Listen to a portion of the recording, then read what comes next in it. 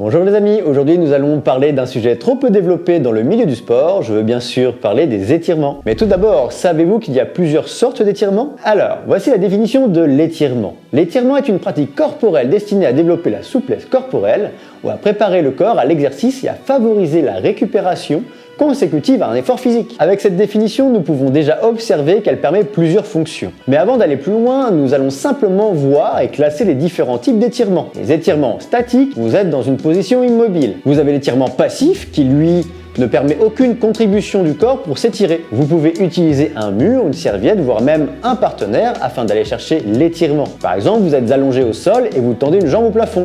Ensuite, vous prenez un élastique ou une serviette pour amener votre pied en gardant la jambe décontractée. Puis vous avez l'étirement actif qui, lui, demande une contraction musculaire du muscle opposé. Il utilise le principe de l'inhibition réciproque. C'est un réflexe nerveux qui inhibe le muscle opposé à celui qu'on contracte pour faciliter le mouvement. Par exemple, nous allons reprendre notre même étirement, mais cette fois-ci, vous allez récupérer la cuisse avec vos mains et vous allez tendre la jambe volontairement. Ainsi, vous avez les deux types d'étirements statiques. Donc, il nous reste l'autre catégorie, les étirements dynamiques. Ce sont des étirements qui se font donc en mouvement.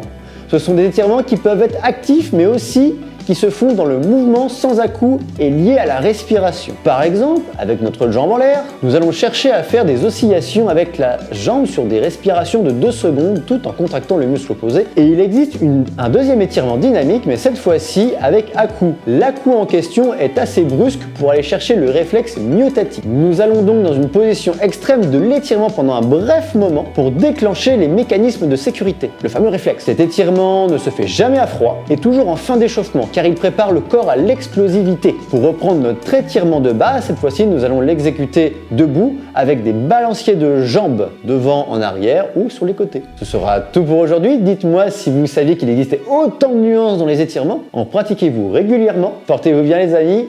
Bye bye.